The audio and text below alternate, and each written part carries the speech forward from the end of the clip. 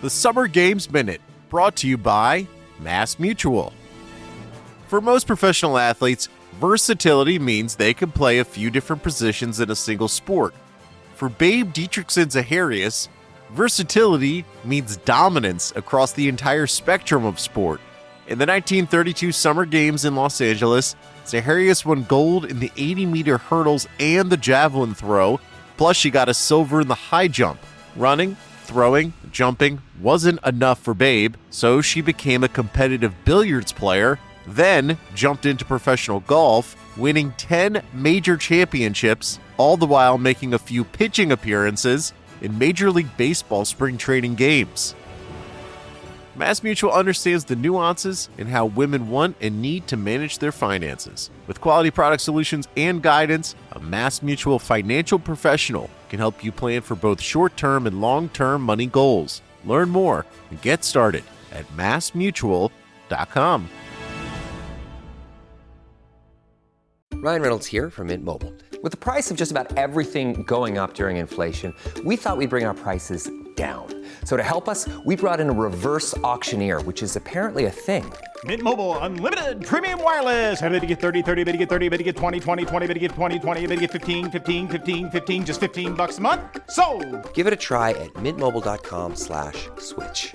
$45 up front for 3 months plus taxes and fees. Promo rate for new customers for limited time. Unlimited more than 40 gigabytes per month. Slows full terms at mintmobile.com. The Athletic.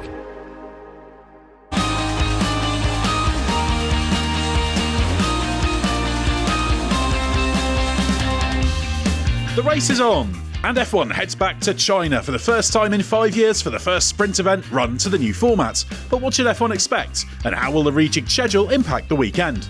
I'm Edd Straw, and joining us to tell all are Mark Hughes and Scott Mitchell-Malm. Well, Mark, we'll come to you first. Now, the question I want answered is, do you want me to go and count the crowd, as you once famously did in China, to judge how popular it was? I think it might be a bit more popular now. That was the very first year. It was the very first practice session of the very first year. And I went on the infield and looked around at all the stands and was able to count how many spectators there were. There were 57. And I thought about going to ask their names so I could write a little piece about it and where they'd all come from. But then I realised it'd probably be a bit of a language barrier. So I didn't bother. But I think... in subsequent years, we know it got a lot more popular, and I think it'll be very popular this time around.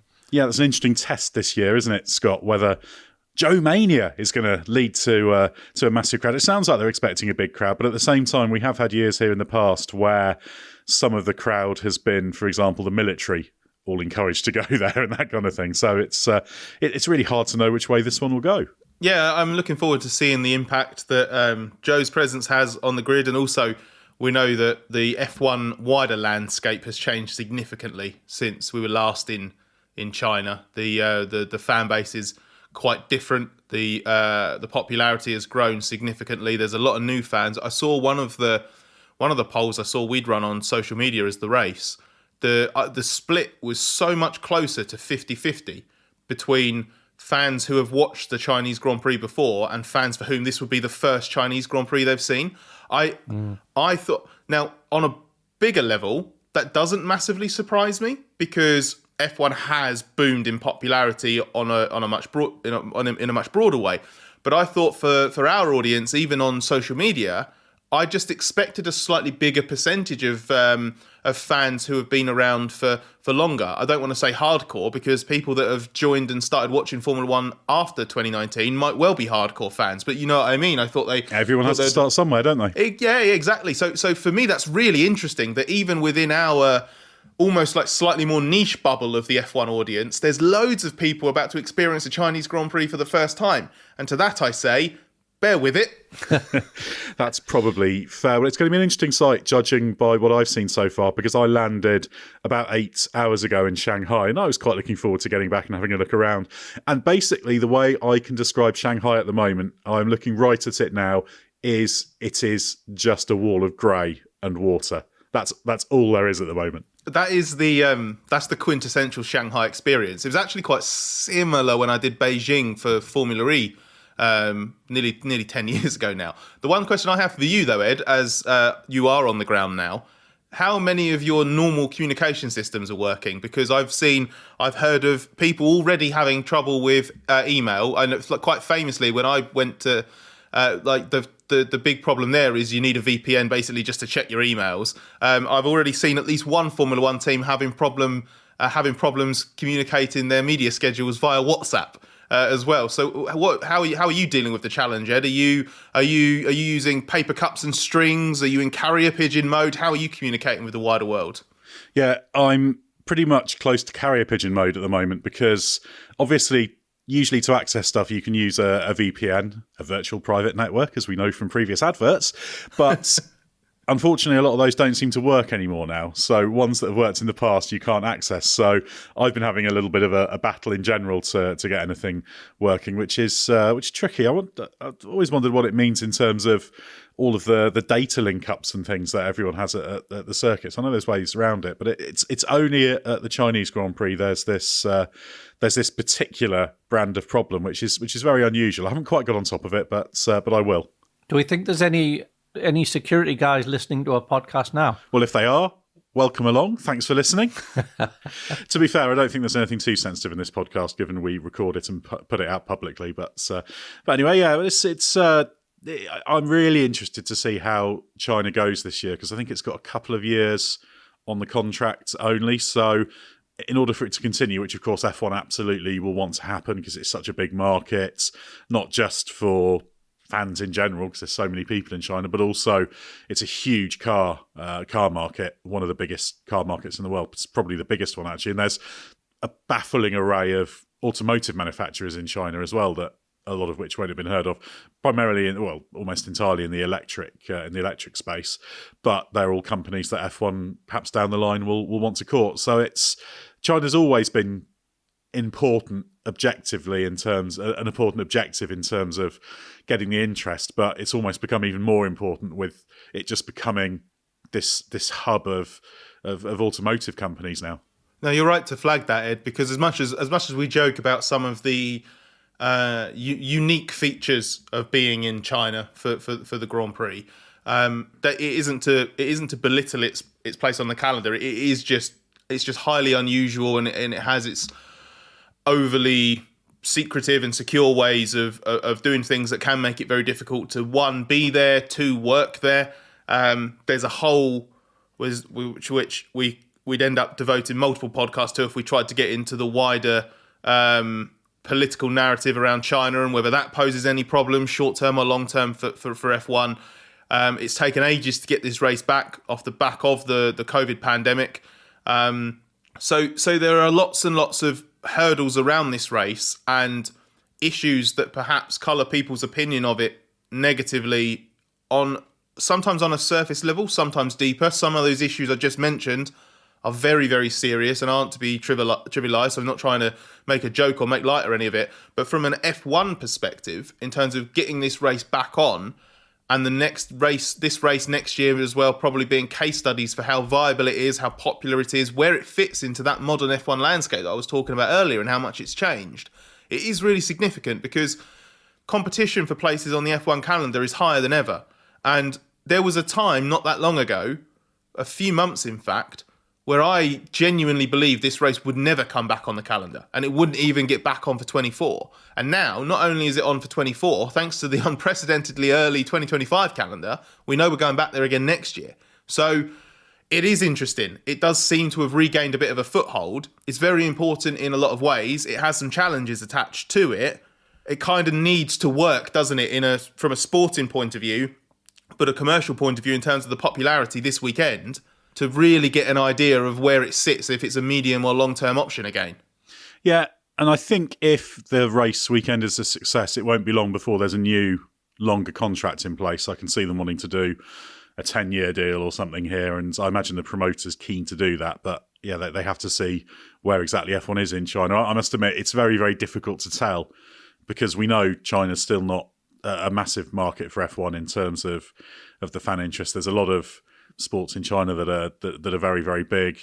Zhou Guanyu has made some kind of impact, certainly, but I'll be very, very interested to know whether that's really going to create this Joe mania or something, and also what the reaction will be when inevitably he's on course for a point or something and they have a 2-minute pit stop or something, given that we're not expecting them to have their full countermeasures in place and the new parts for their pit stops for another, probably, maybe for Imola they'll be okay, but here still make the best of it. But even beyond this specific weekend, it's going to be interesting to see what the impact Joe had specifically, if that is going to be measurable in any way, and then what the knock-on effect is going to be if he falls off the grid after this year. Because, and I do not say this to undermine him in any way, I do fear that this could be his one and only Chinese Grand Prix, which is so unfortunate for a driver who has done well to get 3 seasons in F1 as it is, but just because of the circumstances, he didn't get that home race the first couple of times. So how important is he going to be to what we see this weekend around the track and off track in terms of activations and excitement and blah, blah, blah? And what happens if he's not here? Because I don't know what you think, Mark, but I really struggle to see how he keeps a place on the grid at the moment, because he's perfectly fine and he's a great team player and I really like having him around because he's just generally quite a nice guy. But I don't think he's good enough when you look at the other options, especially as Sauber's morphing into the Audi team.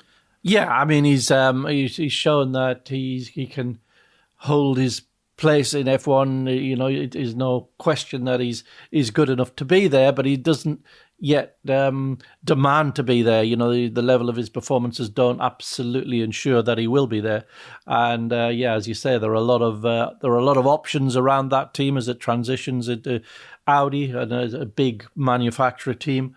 And there's obviously going to be a lot of interest in there. So you never know. Maybe depends what happens elsewhere, and there might be little pockets of opportunity open up, but it's far from certain that he's going to be on the grid beyond the end of this year. Yeah, and there doesn't seem to be a huge amount of interest from Audi in having him next year, even though China's a huge deal for Audi. We've seen them do a lot of work with even with their F1 stuff around motor shows in this part of the world as well. So yeah, it's a big deal, but a tricky one for Joe. He's a good, intelligent driver, but it's just that sheer pace, I think. So he's driven some good races. I mean, Saudi Arabia this year, where he was having to lift and coast almost immediately, he actually managed the race really well. Had a good performance, but didn't get anything approaching a result because he had a disastrous pit stop. If you remember, he was actually benefiting from the Kevin Magnussen train as well, because he was in the right place because he was running long, but it didn't really show through because he had the pit stop problems and was already slowed in the race. So yeah, some work for him to do, but yeah, wonder how popular he's going to be and how many Joe banners there are going to be. You know we love talking stats here at The Athletic. Here's one that's super simple to remember. Discover automatically doubles the cash back you've earned on your credit card at the end of your first year with Cash Back Match. That means with Discover, you could turn $150 cash back to $300. That's right, you could put it towards some memorabilia you've had your eye on or treat yourself to a premium sports network. You earn and Discover doubles. See terms at discover.com/creditcard. We'll get back to the pod in a moment, but first of all, let me tell you about Grammarly. Email, Google Docs, Slack, you write across multiple platforms and places during your workday, so delivering consistent, high-quality communication everywhere is key. Grammarly is an AI writing partner that helps you get work done faster with high-quality writing for better projects, proposals, presentations, and more. Best of all, Grammarly works where you work, so you can get more done no matter what tools you use. As a journalist and podcast host, I'm constantly writing and rewriting copy and drawing up scripts. It's part of the job, and Grammarly helps make it faster. It's got some really cool features like tone suggestions to help you strike the right balance between direct and friendly in work emails. Plus, Grammarly has a ton of other great features like advanced spelling, grammar, punctuation, and conciseness suggestions to ensure your writing is professional, mistake-free, and clear. Get AI writing support that works where you work. Sign up and download for free at grammarly.com/podcast. That's grammarly.com/podcast. Easier said, done.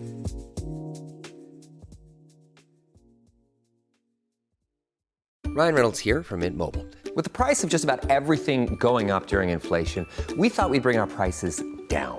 So to help us, we brought in a reverse auctioneer, which is apparently a thing. Mint Mobile Unlimited Premium Wireless. How to get 30, 30, bit to get 30, bit to get 20, 20, 20, bit to get 20, 20, bit to get 15, 15, 15, 15, just $15 a month? Sold! Give it a try at mintmobile.com/switch. $45 up front for 3 months plus taxes and fees. Promo rate for new customers for limited time. Unlimited more than 40 gigabytes per month. Slows full terms at mintmobile.com. Right, Mark, let's get on to the race itself, because you're obviously very familiar with the Shanghai International Circuit, as you've alluded to. You were here for the very first one back in 2004. I think it's worth reminding everyone what to expect from this track in terms of the challenges and what kind of races it produces. Yeah, it's a very technically demanding track. High-speed corners demand a lot aerodynamically, a bit like Barcelona in that respect, but also very demanding of aero efficiency, i.e. how much drag does that downforce cost. And it's a pretty good track for overtaking with that long back straight, followed by the turn 14 hairpin, and how that's sort of interlinked with the final corner, so the move can last 2 or even 3 corners. That long turn 13 onto the back straight goes on forever. You really need the car working well through there to get good entry speed onto that straight. And it's a layout which will really heavily reward any DRS advantage. So if you've got a big DRS advantage, you're going to show well in qualifying. I haven't looked at the weather forecast, but you intimate that it may not be that great. Well, the weather right now is not great. Yeah. I can't forecast it, but right now, grey and wet. Historically, it's an event which has been randomised by heavy rain quite regularly. In the dry, it's usually a front limited track because those long, there's like that 1, 2, 3, which is just one long turn which comes back on itself. And then that long turn 13 I was talking about just before around the back, that really stresses the left front and it promotes graining of the left front. The rears aren't really the problem here. You know, most tracks, they're struggling to manage the temperatures of the rears, but that's not the limiting factor here. So that's something that might pique Ferrari's interest, actually, given how good it was at Melbourne, where front graining was everyone's main limitation. Which compound grains more is determined by the track temperature usually, so it can be cold graining or hot. So potentially a lot going on, a lot of potentially randomizing effects. And one of the greatest races we ever saw there was back in 2006, Schumacher's last victory actually, and that was in the final year of the tyre war, and the different phases of the weather swung the tyre advantage backwards and forwards really dramatically, so that very early on it was a Michelin advantage and Alonso was out front, the two title challengers at the time, Alonso and Schumacher was steadily falling back, and then just as the track slowly began to dry out and you got the more intermediate weather, and then the Bridgestones started coming in. All of a sudden, Schumacher was lighting up the track and making his way back through the field. It was an amazing race. That was it was made so good on that day by the combination of the weather and the tyre war. But generally, its layout can give very good races. It suffered a little bit because we went through the years of the Mercedes domination, so we didn't see all that much great racing for the victories. But with a more compressed field, it can be a very, very good track for racing.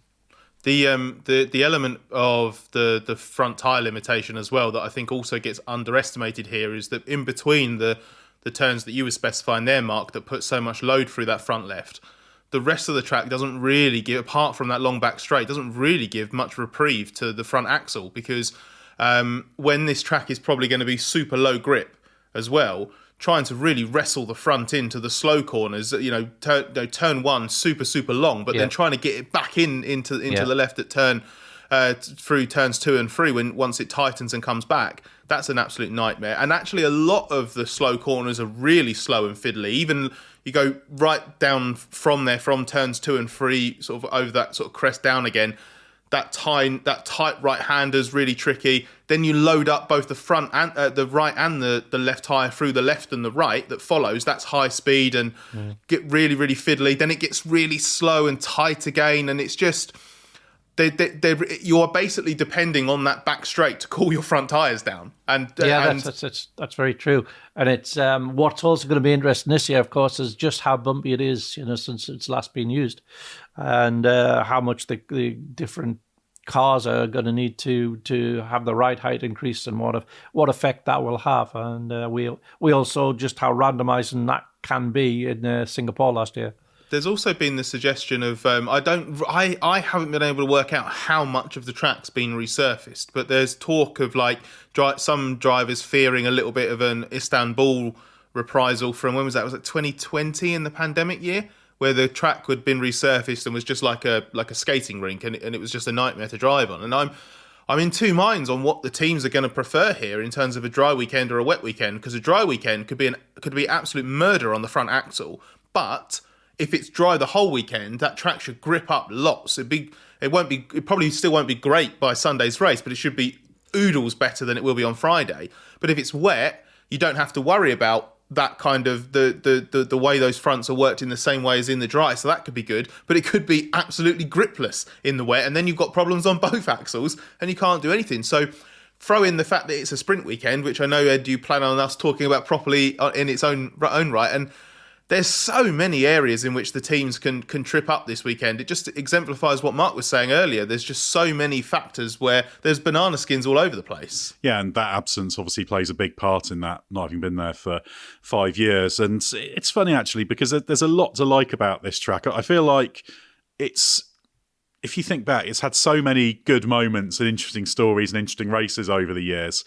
Yet it's not necessarily a track that leaps to mind when you think of great places for Formula One races, and I was trying to think about why that might be, and it's strange, isn't it? Because aside from the really imposing view down the straight with the kind of two structures above the track, one of which is the media centre that bridges over the circuit, it's not one that's got massively eye-catching backgrounds or backdrops and that kind of thing, but it's such a good challenge in that regard, and that so many things happen here that it is.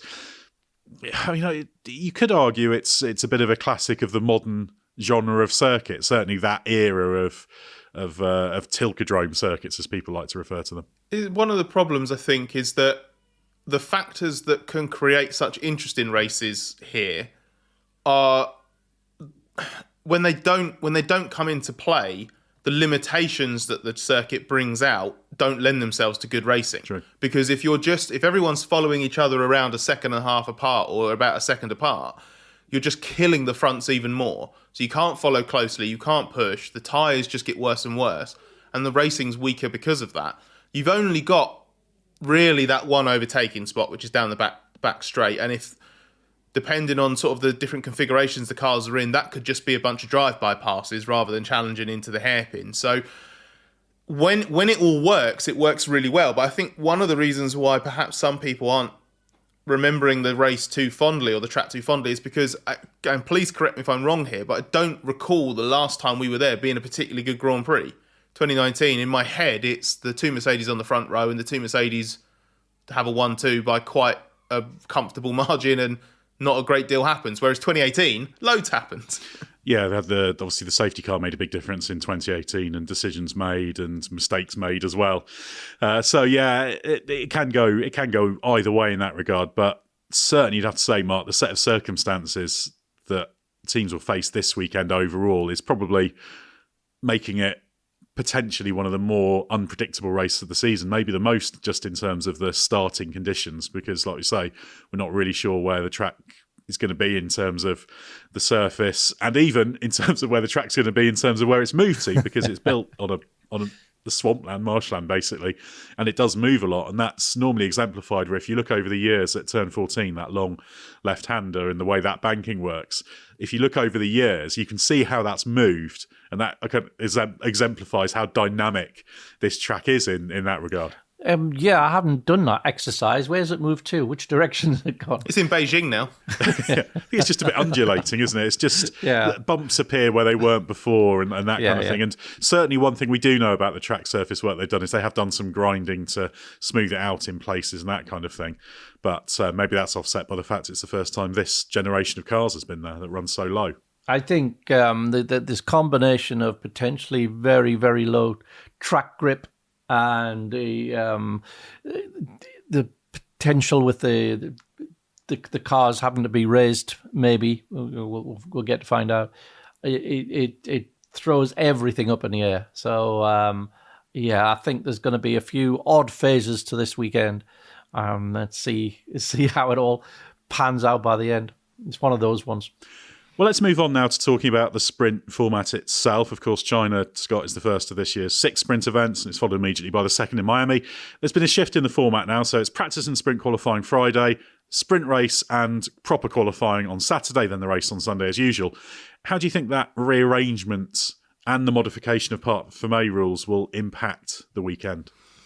I like it more than what we had before. I think there will be a bit of a better flow through the weekend itself. I don't feel like we'll have quite the same degree of separation of the most important bits, which is qualifying and the Grand Prix. I feel like the sprint will become more of its own thing as well because of the Parc Fermé elements. The fact that you can have that first go at it, you're building for the sprint, but then things will change. There'll be something a bit more dynamic about the weekend for the Grand Prix itself, because it won't just be a dress rehearsal for the big show on Sunday, because the cars can change and what you've learned will. So that was always one of the problems of the other sprint format, and the sprint in general as a principle. When there was the locked Parc Fermé, you basically, what you saw on Saturday, you expected a repeat of on Sunday. And I know that didn't always come to pass, but it was a pretty good reference. So the fact that can change, you could argue that might make it a bit too easy for the teams now, and that we'll lose a variable if a team has started the weekend on the back foot. But I'm not convinced that will offset the negative, the positive, of that kind of change. So I am cautiously optimistic. I don't know, because I think we need to see it work in action, whether or not this will be better than the original sprint format, or whether I like it more. It's hard to say, because obviously we have real world evidence of how the sprint format first existed. So I'm kind of comparing the hypotheticals and what I don't know about this new format versus what we did experience with the first one. But I'm as confident as I can be that this is better than what came before it, because I didn't like the old sprint format, and I actually have to cede to you on that, Ed, because the middle sprint format that we've just come off of basically played out exactly as you feared it would, and I wasn't convinced that the first weekend it was that bad, and then actually it was pretty bad. Needless to say, I had the last laugh. That's what we'll say about that. But yeah, it's going to create quite an interesting scenario, because, for example, Max Verstappen's criticised the decision to have the first time in China with these cars and the first time back in 5 years as the first sprint one. And he's right insofar as it is going to make life harder for teams. It is going to be harder for people to get it wrong. But obviously, Mark, it creates a lot more potential for there to be swings in performance, because you're just not going to be able to do all that preparatory work you want to do. And even if you do, say, get the setup wrong for the sprint component, you can make changes and that should improve things. But of course, you can't test those changes either, because you're going straight into another Parc Fermé. So there's going to be that thing of how much do you want to tweak things, be it through having problems and it being a better the devil you know situation, or realising there's opportunities to gain and also offset your setups, because obviously the sprint, it's same tyres, same cars, etc., but lower fuel load. So there's obvious things you could do there. So I think that's going to be quite an interesting set of variables for teams to get on top of, certainly initially, and particularly given the unique circumstances of this weekend. Yeah, and it's like all these things, when you introduce random variables, the teams don't like it, because they're always looking to optimize everything to the nth degree, and you'll hear a lot of negativity about any changes which make that more difficult or less feasible. But actually, those big swings are quite often what makes a race weekend really interesting. So I don't think we should be too concerned about that. I prefer the way the event transitions from the sprint into the Grand Prix proper now on a Saturday.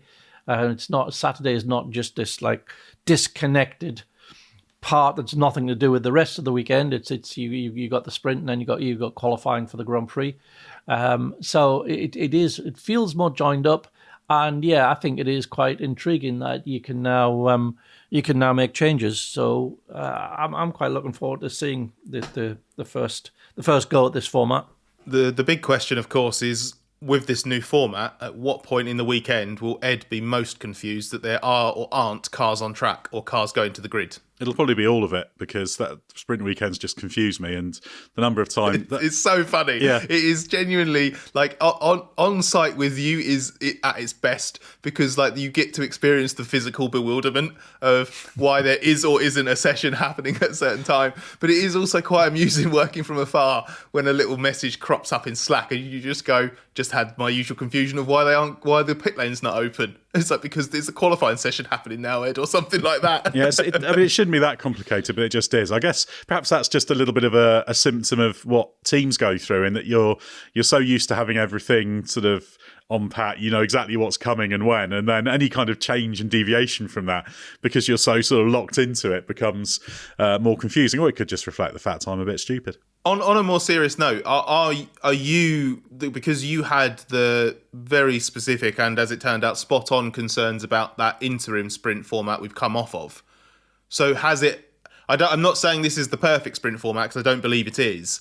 But has this allayed the worst of your concerns about the sprint as a whole? Yeah, I think it's certainly better than last year. Does it allay all my concerns? Not completely. I still think the sprint format overall is a missed opportunity. And it's still a pale imitation, isn't it? Yeah, it could be. Yeah, exactly. So. And you know, I don't mind the sprint format. It's a different challenge. The sprint races are usually sort of interesting. They're not blockbusting generally. So yeah, I'm kind of back to where I was on sprints, which is, they're okay. They create some interest. I don't think they're catastrophic, but I'd like to see F1 doing a lot more with them, but certainly losing that discontinuity of the weekend, whereby the Saturday is its own thing, which just completely destroys the flow, I think is an improvement. But I'm not sure we're ever going to get the ideal sprint format with the approach that's being taken, because probably the most interesting sprint formats would be something a little bit more extreme and unusual to fundamentally change the character of the race. So yeah, I'm sure there'll be more talks about that. There'll be lots of how do you think this format worked questions at the end of the weekend. I imagine it will once again be a bit of a problem of the sprint being pushed as something absolutely brilliant, and then the sprint will probably be, okay and interesting enough, but not this life-changing, blockbusting race, which is, I think, what they want the sprint to be in order to really move the needle on this kind of thing. Right, Mark, let's have a bit of a change of subject now, because we haven't talked about the Andretti project for a while, but it is still rolling on despite the lack of an entry. Effectively, it does seem Andretti's trying to force F1's hand by cracking on, showing it has to be taken seriously, and there's been the opening of its new Silverstone facility. That's part of that whole agenda. Do you think it's going to work? I honestly don't know, and I don't think anyone does, but you can't fault their tenacity on this, and that announcement about the new base at Silverstone. It's just another little sort of tug on the, on the collar, saying, we're still here. We're not going away. And when Formula One turned down the Ender, it did kind of leave the door open for the future, didn't it? So I think somewhere down the line we will see an Andretti F1 team, but quite when and in what format and which power unit, etc., we don't really know yet. But they've got a team of a few dozen people there. They've got the former Renault technical director Nick Chester overseeing the creation of the car, and they will be creating a 25 car in a virtual world, just as they have the 24 car, and they're developing it in CFD and designing new parts for it, just as if it was competing in the real world. And that's all experience that'll be put to use someday. But yeah, quite how this is going to be resolved isn't clear yet. But my gut instinct has always been that eventually it will be there, and the whole impetus behind it is showing no signs of reducing, just because there's been a big obstacle put in his way. It's a remarkable gambit, really, because it's costing a huge amount of money, and it does seem that the idea is right. we're going to address this by just doing it and showing we can be a good Grand Prix team. They might have a notion of getting to a point where they can put a car on track, even without an entry, and say, look, we can put a real F1 car to F1 rules on track and lap at this pace. So that can directly challenge some of the things in that, frankly, not especially impressive report that F1 put out. And of course, I think it's important to remind everyone of exactly what the situation is, because the FIA opened the new team process and they approved Andretti. And then it had to go to the commercial side, which is FOM itself, so that's Liberty Media. The teams actually don't have a vote in that or anything. It's FOM that evaluates it and decides. And they put out that report at some point towards the end of last year, wasn't it? Which very much read like, we're going to find every reason we possibly can in order to turn it down without necessarily looking at some things as seriously as we should. But, Scott, it is a big risk, isn't it? Because while I quite like the swashbuckling nature of this defiance, it's like, right, come on, we're going to show you. It does also mean you've got this fear of we'll get to 26 or whatever, and you'll have an F1 team parked outside the track or something, wanting to be let in, that they've spent this insane amount of money in. And this could go on for a very, very long time. Yeah, and I understand the issues that people have with F1 over this, and I don't like the suggestions that there are now that they want it their teams want it, and FOM wants it enshrined in the next Concord agreement, that there can only be 10 teams, even though the FIA regulations allow for, I think, is it 26, or the Concord allows for 26 in its current form. And I don't like that, because then that doesn't, because that, in fact, I hate that. I think that is I think that's a farcical situation. It's all well and good to be, as I've always said, in that short to medium term, off the back of the pandemic and a lot of teams being in trouble, and the championship going through a growth phase, to stick with and prioritise the teams that went through hell and came out the other side, and the people that have carried on owning or investing in F1 at a time when it was weaker. I absolutely agree that they should get priority over people that just want a bit of the pie now that the pie's got absolutely massive. What I don't like is the idea of it becoming a permanent closed shop, and this would basically, if it's correct, we haven't been able to be in the paddock to chase it yet, so that's your job for this weekend, Ed, or one of them, to formalise this structure of it being unable to enter a new team would be a terrible move for F1, again, if it's true. With all that said, there is still a process to follow, and I don't really like what's going on at the moment with the Andretti stuff, in that they seem to be trying to bludgeon their way to an entry, because they're just like, you've had the FIA approval, but the FIA unilaterally launched this process when F1 and the existing teams didn't want it to happen, whereas every other time we've opened this process, it's been collectively agreed it's the right thing to do. So I understand why Andretti feels emboldened by what the FIA's done, but the process has been flawed and not, I don't think, maybe followed by the book in the way it's meant to, but the spirit of that process I don't think's been particularly adhered to from the very beginning.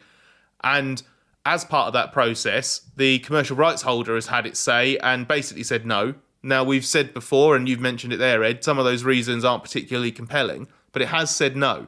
And there's a means of progressing from that.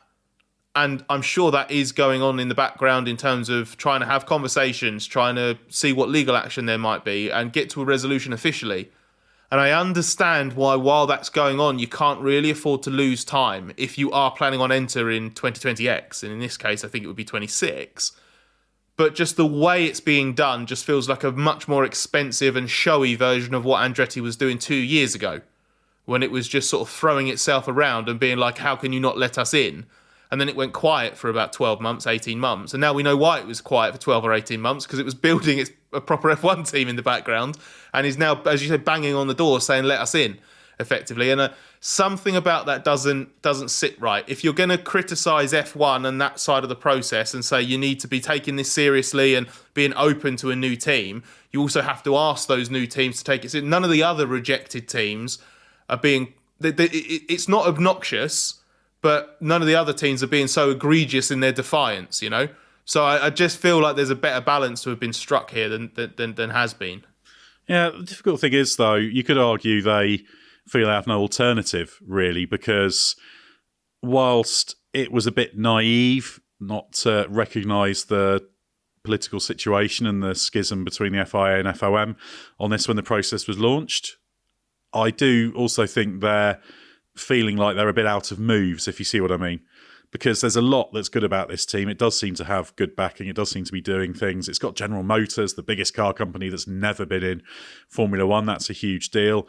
The Andretti name is a good thing in the US. It's bringing F1 extra interest in a market that should be central to F1. So, yeah, I kind of see where they're going. I think if they feel that the door's so emphatically shut that they can't do anything else, I kind of get it. But I do wonder whether all of the sort of the back channel approaches have been exhausted. And as I've alluded to before, there's still a good way out of it, which is to acquire a team. Even if you just acquire the team and sell off a lot of the stuff it's got, having taken what you needed, that's a way to do it. And maybe that's a pathway that both sides should be more open to now, because it sounds like Andretti are not very keen on, say, trying to buy Alpine, which they've said they're not for sale, but there's rumours about it.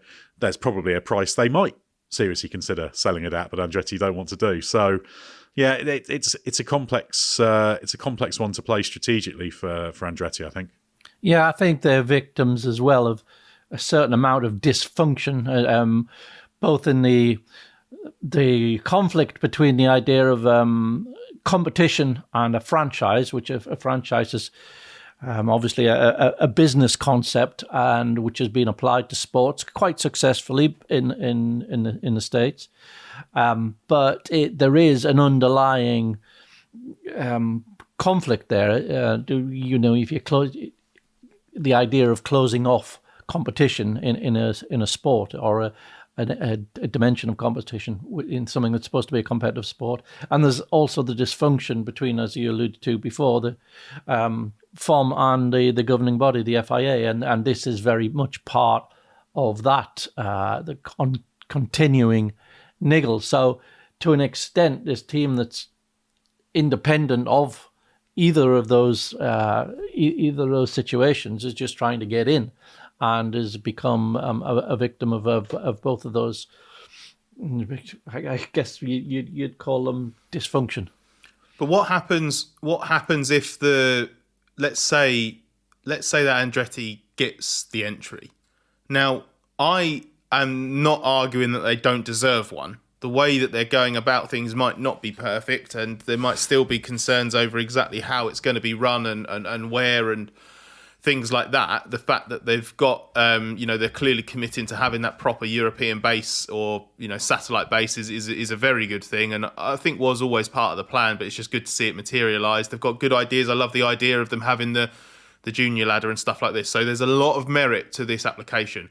I'm not saying that every single team that would try to do this would have a terrible F1 plan or something like this, but I just wonder if there's a bit of a risk of what happens if you let one team basically, like I say, like hammer the door down, because they weren't the only team to apply and get rejected. What happens with High Tech, for example? What are they going to do? Like I'm just a little bit worried about the precedent and the unintended consequences of sort of bowing to this kind of pressure, or being seen to bow to the pressure.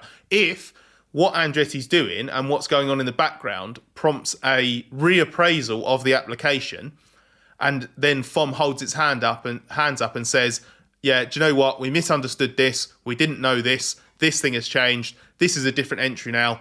Go for it. You would be a great addition to the grid. There's no problems there. But I'm not convinced that FOM will ever get to that stage. And two, as I say, I feel like we could get to that in a slightly less publicly confrontational way, because this all just feels like part of the confrontation. It doesn't feel like a separate development. It feels like a big look at what we're doing. How can you say no to us? And there might be an argument for that. What you said, Ed, might well be correct, but you know what I mean, in that like there's just fundamental tension through this whole process, and nothing about it ever feels particularly comfortable. Yeah, you can't have a Wild West situation with everyone trying to force them in. I think that's a good point. But it all comes back to the fundamental problem at the heart of this, which is the FIA and FOM's inability to actually get on the same page. And I think that reflects problems for both of them. The really interesting challenge actually is when it comes to Concord, because I'd certainly agree. Like, I firmly believe there should be a very high bar for new teams coming in, because you don't want people coming in causing problems. They've got a financial model that works well. However, it shouldn't be so high that it's unclearable, and I fear that's what they're doing in the case of the Andretti situation. But the test, in many ways, is the new Concord, isn't it? Because if there were a limit of 10 teams, I think that raises some question marks about the actual overall ambition into how much they want to grow F1. I certainly think you want a lid on it, 12, 13 teams, maybe basically a full grid of cars. 26 cars, so 13 teams would probably be the limit for it. But if you drop it to 10, I think you have to ask about whether that risks just ossifying F1 in terms of not allowing any new entities to come in. And I think if you're an investor in it, you'd be asking if that's something that goes too far, because that franchise model, as you alluded to, Mark, and they've fallen short by sort of having a franchise model in mind and not really putting it firmly in place in terms of the commercial agreements. But a lot of the American sports, that there are opportunities in some of them for expansion franchises and that kind of thing. So it just all comes back to that process failure, doesn't it? And you can certainly say, as you've alluded to, Scott, that the communications and the approach on the Andretti side, as we've talked about early on, was not great. And it feels like the dialogue between certainly FOM and Andretti has never reached the level it should do. And actually, Mark, in particular now, that probably should be there. Andretti should be hammering on F1's door properly to have as much conversation as possible. And FOM, as I've said before, should be trying to find a way to facilitate it and not alienate General Motors and not just make it look pretty embarrassing and against competition. So yeah, it's just a really odd situation that this dialogue has always been at a bit of a deficit in this whole process, and probably continues to be. And you can argue that Andretti are responding in a way that they feel they can't get that dialogue, so they're doing the only approach they can take. That's probably how they feel, but it's just a really stupid situation, isn't it? Yeah, it is, and they're going forward, there's going to need to be some sort of accommodation made, and I think probably Liberty's inclined to let's wait and see, give it a year or 2 years and see if there is an easier way of reaching that accommodation if an existing team were to be put up for sale, for example. Even if Andretti didn't want to buy the assets of that company, it might make the entry into Formula One much simpler if you still had the 10 teams and they were one of them. Yeah, that's certainly something. I think some of that sort of thing would have happened in the background in the Bernie Ecclestone era. I'm definitely not sort of harking back and saying it should all be that way, but that sort of ability to make deals and force things to happen and facilitate things, I think, is maybe an area where perhaps Liberty is falling a little bit short. It's done a lot of good for Formula One, but it feels a little bit flat-footed at times. But just as a general opinion thing, what does everyone think? Is Andretti and everything we've seen from them indicating they can be a credible Grand Prix team? Should they be on the grid in the next few years, whether that's 26, 28, whatever? It's thumbs up for me. I mean, they haven't done anything yet that suggests that they wouldn't be up to it. They wouldn't be up to coming in at a respectable level and being a serious team. I think they're doing a lot of very good things that seem to lay the foundation for, at the very least, a competent F1 team. I have still some doubts about the overall potential of it, but that there's no provision to say that to enter the Formula One World Championship, you have to prove that you'd be a World Championship challenging caliber of team. That just isn't. If that was the case, then the grid would immediately lose 50% of its current entrants, because there's probably only 5 teams that could credibly claim to have the facilities and the plan and the momentum and everything in place to actually have realistic World Championship ambitions in the next, let's say, half a dozen years. So I think they are now looking increasingly like a team that is worthy of a place on the grid. And especially when you look at things like question marks over what's going on with Alpine, horror show over the winter, terrible performing car, massive backward step over the last couple of seasons, question marks about whether Renault wants to sell. You've got Haas, which has question marks about its owner's ultimate interest in the team and what it's willing to put in. You've got Williams, which has gone through the ringer over the winter in terms of trying to modernise itself, can't get a spare chassis ready for the start of the season. It's not like F1, the current grid, is filled with 10 absolutely mega franchises that are super duper and really on the up and getting absolutely everything out of it and really benefiting from F1 being a closed shop. So I find it harder than before to make a really coherent argument for why Andretti shouldn't be allowed to join the grid. Yeah, I think that's the situation we're getting to now. They're looking increasingly convincing. They've done all of the things that need to be done. And while we can quibble over how things have been done on all sides over the past 18 months, a couple of years in this whole thing, this whole saga has been going on, I think it's something that really also needs to be not left hanging as well.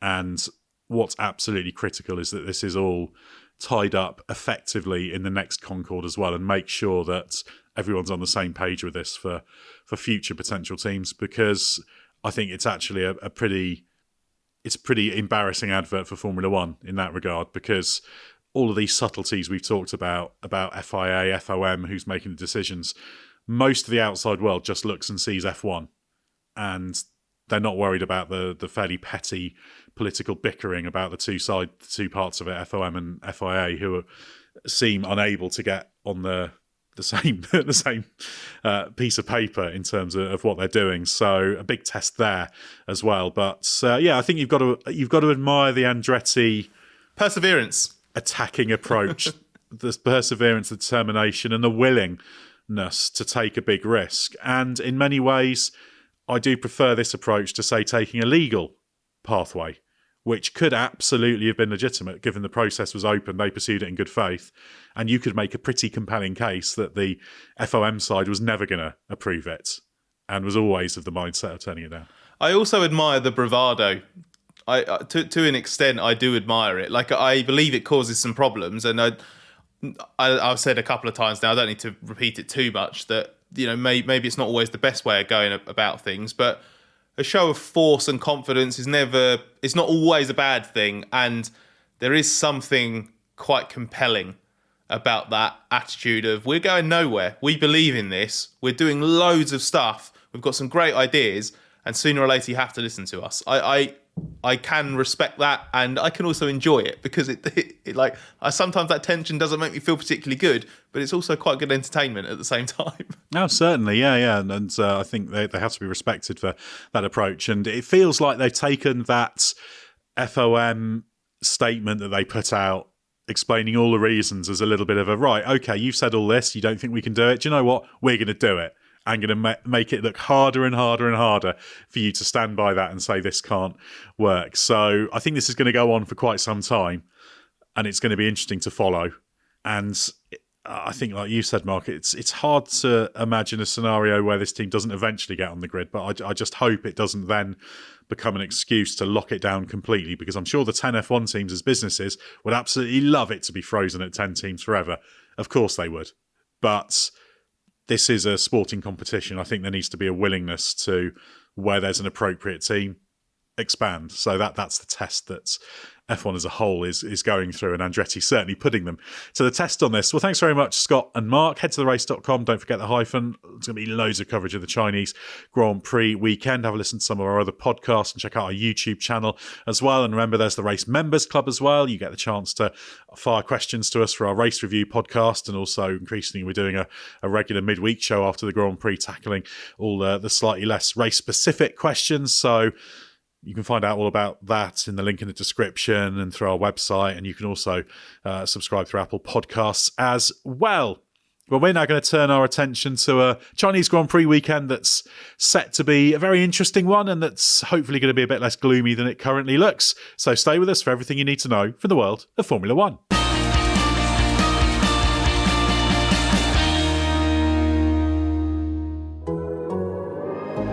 The Athletic.